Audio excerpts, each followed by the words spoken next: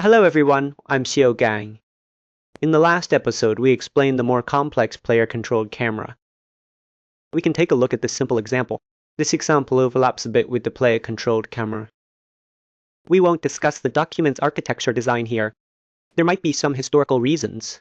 So there could be multiple documents. Maybe, yes. So let's just take a quick look. We won't guide you through hands-on practice, just explain it. So what is this pawn? Pawn is actually the real player controlled or AI-controlled actor. Compared to an actor, pawn is a chess piece. An actor is just an object in the scene, while a pawn can often interact with us, controlled by the player or by AI. To form an interaction, we usually say, the soldier controlled by the player, monster, MVC. Actually, all of these can be called punk, and the players is this character. In reality, this is a punk in our entire gameplay. Such a definition. Actually, okay, so this part is a very simple. A regular creation, still normal like this. It still uses methods like auto paces to receive player responses. It also declares a visuals component. Then note that our available component. This part is quite special. You will find that this pointer involves an upward cast.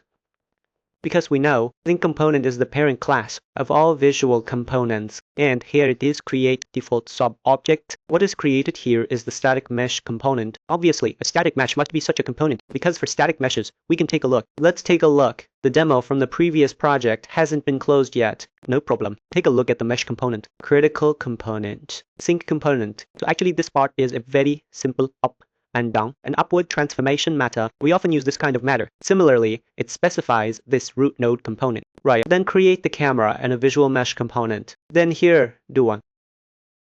A hierarchical attachment of this visual component. And note here, they are both directly bound to the root component in this relationship.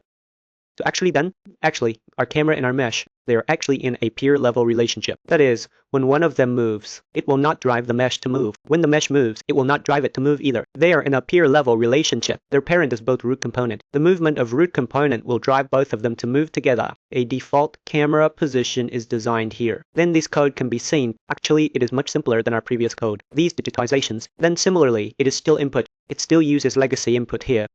Similarly, it is WASD. It no longer has this camera input here. It only accepts XWASD, and at the same time it provides a Google control. Actually, Google was brought up last time. This is the right mouse button function from our last lesson. After it finishes mapping, it looks like this, and here he drags it in. For the sake of visualization, he specifies a mesh here, and like this. This part actually connects the front and the back. The front part handles the input binding. Then finally, we need to forward and process this data in the backend. This kind of approach is very commonly used. We often refer to this approach as MVC or MVVM. If you often write this UI, or write some HTML code for our frontend, then you will be very interested in this idea. Because our frontend is already very mature. Okay, this part is our... in other words, after a frontend is bound, these four functions will be called. These four functions act as a relay, processing the information we receive in a standardized way, mapping it one-to-one into our code. So, this part is doing a mass mapping. There may be multi-key input applications. Next, understand this situation. Why mapping here is sufficient. Then this part is made into the front. That is to bind to the front end. The frame tray is set up in the project. And here it binds to the front end. Then entering these places for relaying and processing data. Okay, no problem. Then this part is our backend. The meaning of backend is that we have received this data because after the data has been updated through the front end, then in our tick, it monitors this data, then modifies this data, and finally calls our method.